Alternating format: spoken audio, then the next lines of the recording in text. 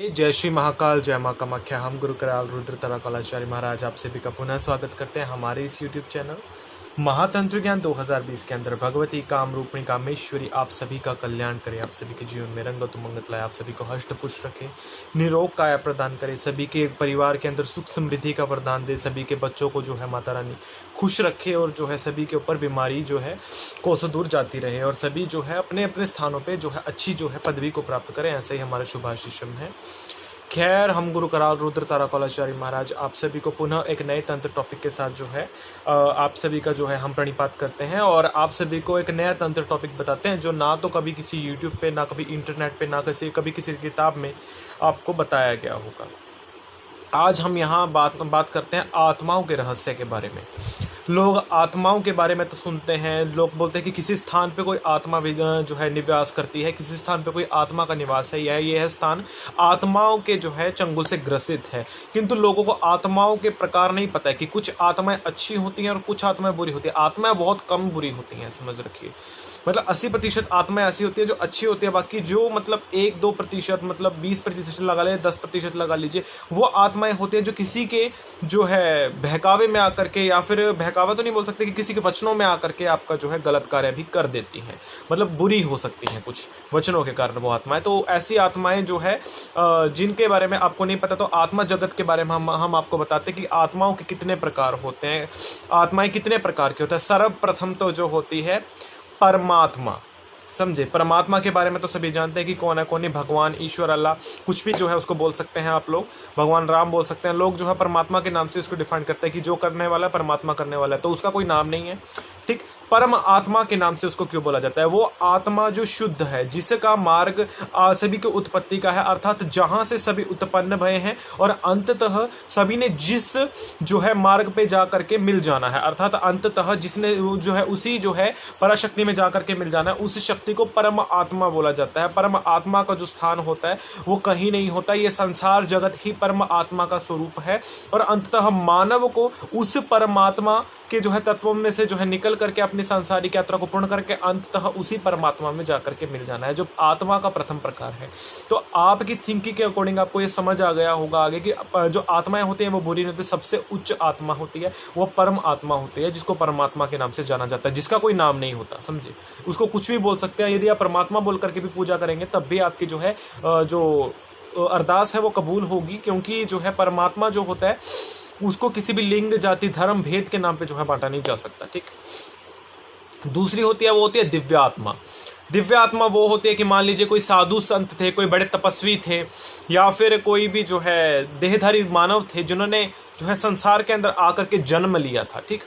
और उन्होंने जो है संसार के लिए अपने जीते जी रहते हुए बहुत अच्छे कार्य करे, जैसे श्री रामकृष्ण परमहंस जी, बाबा वामाचरण जी, वामा के पद जिनको बोला जाता है, या फिर दक्षिणापीठ वाले, या फिर जो है माँ शारदा जो है, या फिर जो है श्रीमद् भागवत कथा करने वाले चैतन्य महाप्रभु, तो उनको दिव्य आत्माओं के नाम से जो है जाना जाता है। वो दिव्य आत्माओं के नाम से इनको इसलिए जाना जाता है क्योंकि इन्होंने आकर के संसार के अंदर दिव्य कार्य किए, इन्होंने सनातन को आगे बढ़ाया, धर्म को आगे बढ़ाया इन्होंने, और भक्ति को आगे बढ़ाया, तंत्र के क्षेत्र को आगे बढ़ाया। इन्हीं के द्वारा लोगों को पता चल पाया कि तंत्र असल सभ्यता क्या थी। इनके शिष्यों ने लोगों का कल्याण किया, क्योंकि उस समय दिखाई देता था ना ये सब चीजें कि जो उन्होंने कर्मन लोगों के लिए किए हैं, लोगों को उसके द्वारा फायदा हो रहा था। उनके समय में लोगों ने जो है देखा, समझा, परखा, तब जाकर के उन्होंने उनको जो है दिव्य आत्मा के नाम से जो है उनको जो है डिफाइन किया। जो दिव्य आत्मा के स्वरूप के जो धारक व्यक्ति होते हैं, निसंदेह उनकी वाणी, उनके शब्द, उनके मुखारविंद का तेज वो बिल्कुल अलग होता है। जो दिव्य आत्मा होता है, जो बहुत ज्यादा चढ़ चुका होता है क्षेत्र में, अर्थात जिसने बहुत ज़्यादा तांत्रिक तपस्या कर ली होती है, वो जो है बहुत ज़्यादा जो है ऊपर पहुंच चुका होता है, तो वो व्यक्ति जो होता है वो दिव्य आत्मा के रूप में जो है विद्यमान हो जाता है, तो उसको दिव्य आत्मा बोला जाता है। आपके गुरुदेव जो होते हैं, भले आप गुरु किसी को मान लीजिए, वो दिव्य आत्मा का ही स्वरूप है, क्योंकि उसका स्वरूप परमात्मा का ही स्वरूप है, समझे। तो दिव्य जो सर्वप्रथम जो होते हैं वो परमात्मा होता है, दिव्य आत्मा होता है, जो दिव्य आत्मा परमात्मा से ही निकली हुई है और अंततः आपको परमात्मा तक पहुंचाने का कार्य करते हैं। उसी ही आत्मा को दिव्य आत्मा के नाम से जो है जाना जाता है। वो दिव्य आत्मा आपके गुरुदेव के रूप में भी जानी जाती है। तो यहाँ आत्माओं का दूसरा प्रकार यहाँ पे आता है। अब तीसरी जो आत्मा होती है वो होती है बुरी आत्मा, जिसको प्रेत आत्मा के नाम से जाना जाता है। प्रेत आत्मा वो होती है कि कुछ व्यक्ति जिनके जीवन के अतिरिक्त इच्छाएं मरने के बाद भी पूरी नहीं हो पाती और जो है अतिरिक्त अपनी इच्छा की पूर्ति के लिए वो यहाँ से वहां भटकती रहती है, वो आत्मा, उनको प्रेत आत्मा बोला जाता है। इन प्रेत आत्माओं को आप वचनों में लेकर के अपने कोई भी कार्य कर सकते हैं। जो जो कर्म होते हैं मूल रूप में, जो पैशाचिक कर्म करने वाले जो लोग होते हैं, जो पैशाचों से कर्म लेते हैं, वो मूल रूप में प्रेत आत्माओं के जो है ज्यादा संपर्क में रहते हैं। वैसे से हम लोग हैं, ठीक, हम शमशानी व्यक्ति हैं, तो हमारे तो जो है मतलब हमारे तो रिश्तेदार बोल सकते हैं हम तो इन लोगों को, क्योंकि हमारे तो जो है मार्ग के अंदर पैशाचिक कर्म बहुत अधिक होता है। और जो है भगवती जो होते हैं वो शवारूढ़ और पैशाचों के साथ ही चलते हैं। भगवती के तो साथ में डायन डाकनियां होती हैं विद्यमान, तो ये भी पैशाच की जो है श्रेणियों में आती है या प्रेतात्माओं की श्रेणियों में आती है। मान लीजिए कि जो डायन डाकनी होती है, ऐसी स्त्री मतलब जो बुरे विचारों की थी, जो मतलब जीते जी भी जिसने जो है बुरे कर्म लोगों के साथ किए और अंततः मरने के पश्चात भी जिसको शांति न प्राप्त हुई, तो वो डायन डाकनी के स्वरूप में विद्यमान हो जाती है, तो वो प्रेत आत्मा के रूप में ही विद्यमान होते हैं। तो इसको प्रेत आत्माएं जो होती हैं ये किसी भी काम के लिए जो है अच्छे को बुरा भी कर सकती हैं, बुरे को अच्छा भी कर सकती हैं। चार भोग के लिए ये किसी का भी अच्छा कर सकते हैं, किसी का भी बुरा कर सकती हैं। इन्हीं प्रेत आत्माओं का प्रयोग तांत्रिक और साधक जो है अपने अपने जो है चीजों को बांधने के लिए, शक्तियों को बांधने के लिए, सामने वाले के घर में समस्या पता लगाने के लिए भी करते हैं। मान लीजिए किसी के ऊपर कोई रोग है, किसी के कोई आपके पास आ गया पूछा लेने के लिए, कोई आपके पास आ गया अपनी जो है समस्या कटवाने के लिए, तो आप मतलब जो है डायरेक्ट परमेश्वरी को तो आप जो है बोलते नहीं कि मैया जाकर के इनके घर का कष्ट हरिए, तो आप प्रेत आत्माओं का सहारा लेते हैं, समझे। तो वहां आप उनके घर पे भेजते हैं, उसको जाकर के पता करते हैं कि इसके घर में क्या सिचुएशन है, तो वो आकर के बताता है, तो उसके अकॉर्डिंग फिर आप उनको बताते हो कि ऐसा ऐसा करके तेरे घर में समस्या, इसका ये समाधान है, ऐसा ऐसा करके समाधान होगा, तो ये कार्य कर दे तो तेरा कार्य फतेह हो जाएगा। तो ये प्रेत आत्माओं का काम होता है, समझे। चौथा जो प्रकार होता है इसका वो होता है जीवात्मा का स्वरूप। जीवात्मा जो होती है वो चौथी आत्मा कहलाई जाती है। जीवात्मा जो होती है वो प्रत्येक चीज के अंदर विद्यमान होती है। मान लीजिए कोई चीट पतंगा है, या फिर कोई जो है पशु पक्षी है, कोई जानवर है, या फिर कोई वृक्ष है, या फिर जो है जैसे अब हम आवाज ले रहे हैं, इसके अंदर हवा के अंदर घूमने वाले छोटे छोटे माइक्रो एंजाइम्स जो होते हैं, वो भी मतलब मूल रूप में जीवात्मा के स्वरूप में विद्यमान होते हैं। जीवात्मा वो आत्मा होते हैं जो हर एक स्थान पे विद्यमान होती है, और ये आत्मा सदैव लोगों का कल्याण करने के लिए ही नियुक्त होती है, क्योंकि हर एक जीवात्मा के अंदर उत्पन्न भाई हर जो है कीट पतंगे का भी अपना अपना एक योगदान है। यदि जो है कीट पतंगे ना हो तो शायद आपको फूलों का जो है बोलते हैं कि उसका फूल मतलब जो है अवशोषित ना हो सके, और जो है यदि फूल अवशोषित ना हो तो आपको फल ना मिल सके। तो मतलब हर जीवात्मा का अपना अपना एक कार्य होता है। मतलब कोई भी चीज जो है संसार के अंदर फालतू के लिए नहीं आती है। हर कोई अपने एक दिव्य जो है कार्य को पूर्ण करने के लिए ही संसार पे अवतरण लेती है, और उसका अवतरण को पूर्ण अपने कार्य को पूर्ण करने के पश्चात वो जीवात्मा इस संसार से चली जाती है। तो ये जीवात्मा का स्वरूप होता है जो चौथे संकर्म में आता है। अब पांचवी जो होती है वो होती है सूक्ष्म आत्मा। सूक्ष्म आत्मा वो आत्मा होती है जो आपके शरीर से परे होती है, आपके आत्म तत्व से परे होती है। मान लीजिए कि आपका जो शरीर है ये आत्माओं के या शरीर के बंधन में बंधा है, ठीक। आपकी आत्मा तो दिव्य है, किंतु शरीर तो आपका नश्वर है ना, वो तो कभी भी समाप्त हो सकता है। तो सूक्ष्म आत्मा वो होती है जो आपको इस लोक, परालोक और जो है भवलोक तक की जो है आपको यात्रा करा सकता है, समझे। ये आपको जो है परालोक से स्वर्ग लोक, पाताल लोक, जो है तलातल, भूतल, धरातल, किसी भी जो है भाग पे ले जा सकती है जो सूक्ष्म आत्मा होते हैं। सूक्ष्म आत्मा का कोई आकार, रंग या फिर इसका आकार जो है मतलब इसका स्वरूप निश्चित नहीं होता है।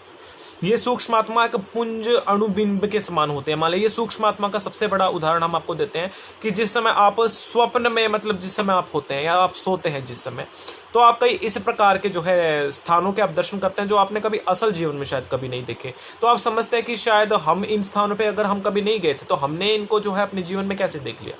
तो ये जो कार्य होते हैं सूक्ष्म आत्मा करती है। तो आपकी सूक्ष्म आत्मा किसी भी स्थान पे विद्यमान हो सकती है।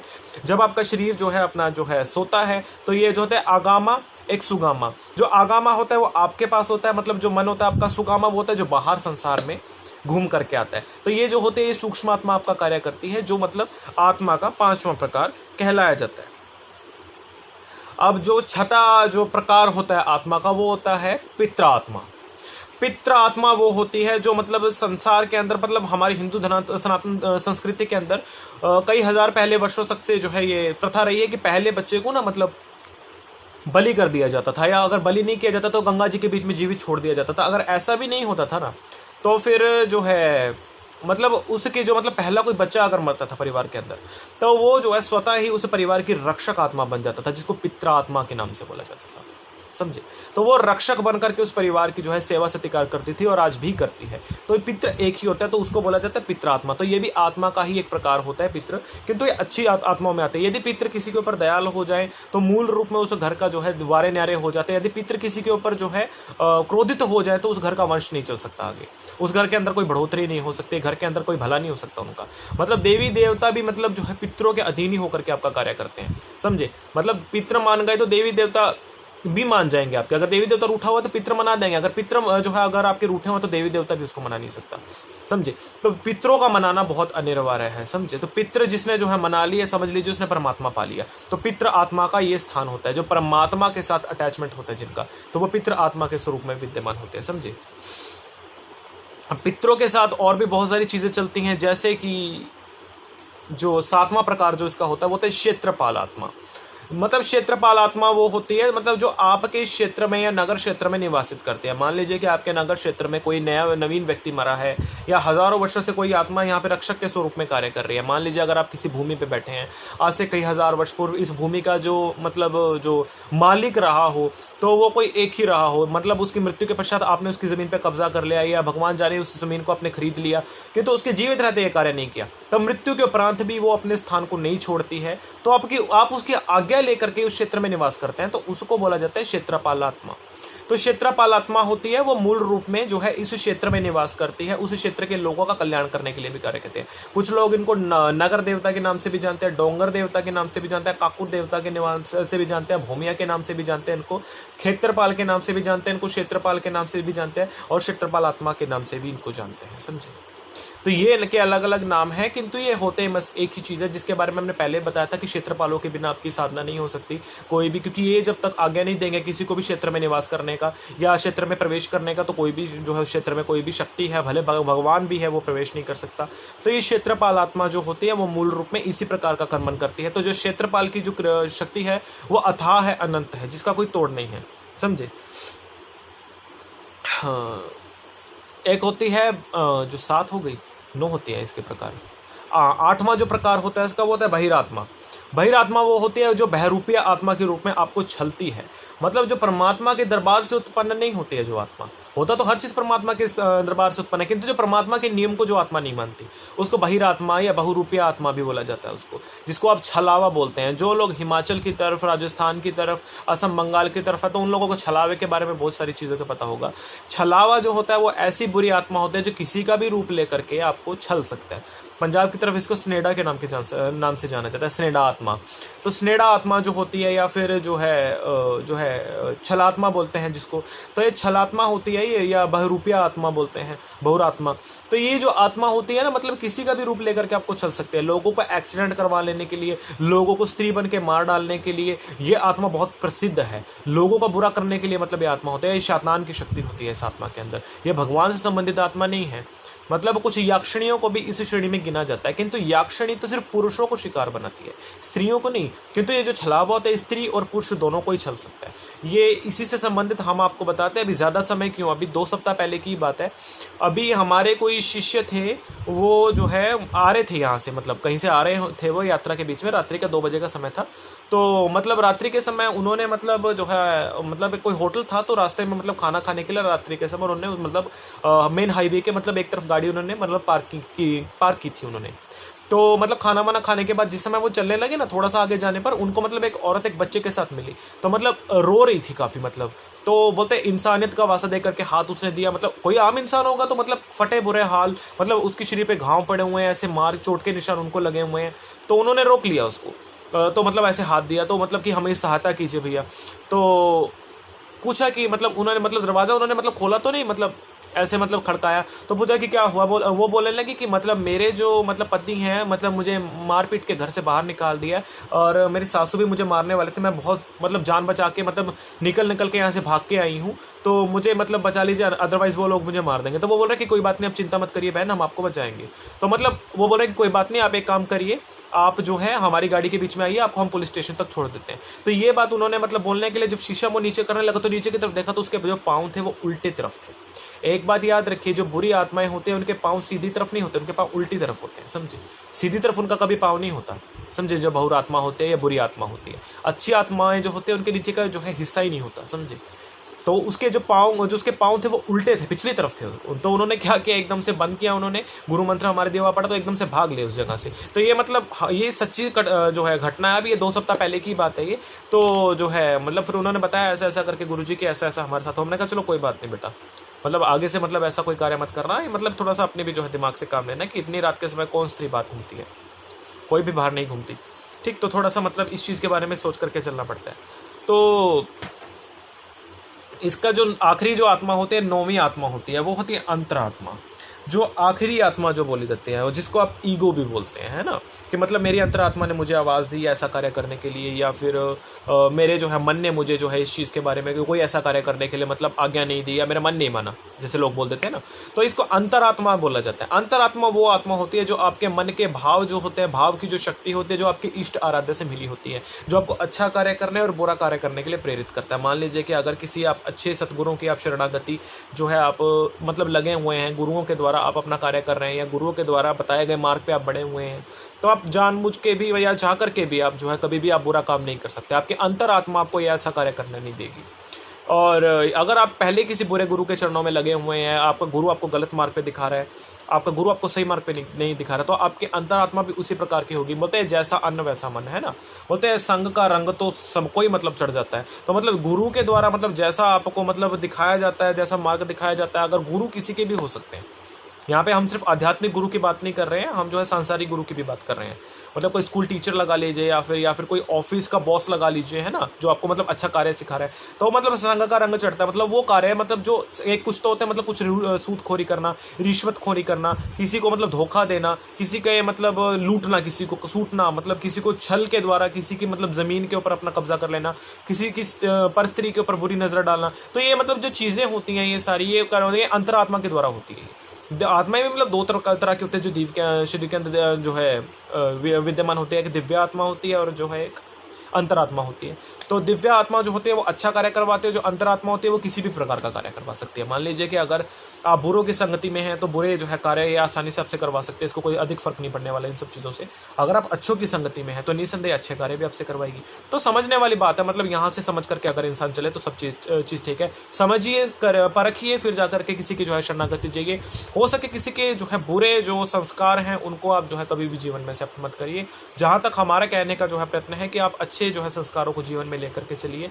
सभी जो है माता रानी की कृपा से शायद आपका कल्याण हो सकता है, निसंदेह संसार का जो है कल्याण हो सकता है। राम राज्य में तो पत्थर तर जाते हैं, तो इंसान क्यों नहीं तरेंगे, हमारा तो यही कथन है। अब तो राम राज्य भी जो है लग चुका है।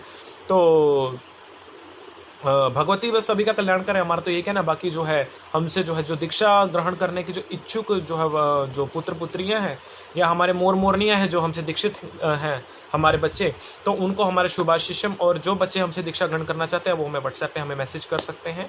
हमें डायरेक्ट हम जो है हाथ जोड़ के पुनः आपसे निवेदन करते हैं कि हमें व्हाट्सएप पे डायरेक्ट फ़ोन हम ना करें, हमें जो है मजबूरन आप लोगों को ब्लॉक करना पड़ेगा अन्यथा फिर। ठीक। जय माँ कामाख्या, जय श्री महाकाल। सभी खुश रहिए। जय देवी माँ।